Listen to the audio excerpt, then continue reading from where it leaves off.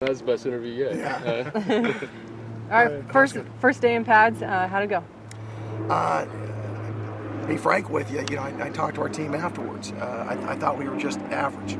I thought we'd made strides every day, and today, we were just okay. We were average. I told them average isn't acceptable around here. If we want to win a championship, we got to practice better than that.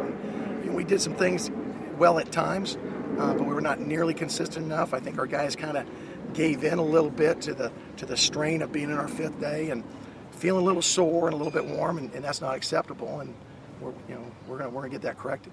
How big of a concern is that for you going into two-a-days? Well, it's not a real concern. It's something that as coaches you control. You set the direction for that team. If they step backwards, you knock them back on course. You let them understand that that's not our standard. And I think we've got a lot of character on our team. I think we got good leadership, and we'll get it straight. Does the heat play a role in it at all? It's pretty hot now. I mean, it does a bit. I mean, but it's something that around here, I don't think we're going to be able to change that. So it's good. It's good for guys to get out in the elements. We're going to play this in these elements come September, and so it's something you have to grind through as a coach and as a player, and they got to understand that it's going to mentally and physically develop us, and so it's part of the development process. The method and the rationale in suiting up in full pads but not going live fully just yet. What was the thought process in doing that? Well, everywhere I've been, you're going to go full pads and go full speed, so we're protecting each other.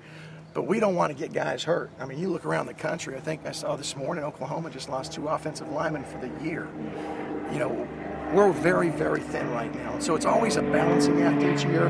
The more depth you have, the more that you can really hang. But we want to be able to protect ourselves so we can get our best 22 to September 1st. So that's our mentality. We talked last night, the coordinators and myself, about this scrimmage, how we're going to handle things, and we've got to get to September 1st with our guys healthy, or at least majority of them, and yet still get our work done. So a lot of our full tackle, full blocking stuff will be more compartmentalized drills, where you're not going 11 versus 11 and guys can fall into feet and guys can get torqued when they're tackling. So it'll be a little bit of an adjustment that way.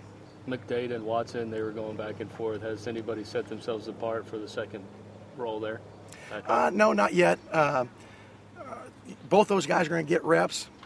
They did a much better job today taking care of the football. Earlier, you must have missed some. Earlier, those guys had been turning the ball a little bit. But today, I don't think we threw an interception, and they did a much better job. The guy, I've said this before, the guy that takes care of the ball the best and makes the best decisions is going to be our second-team quarterback. You addressed this the other day, and you just kind of alluded to it, the fact that they protected the football today. It means that there wasn't any takeaways. Exactly. The flip side is, defensively, I didn't see that fanaticism going after the ball that I saw the first 4 days.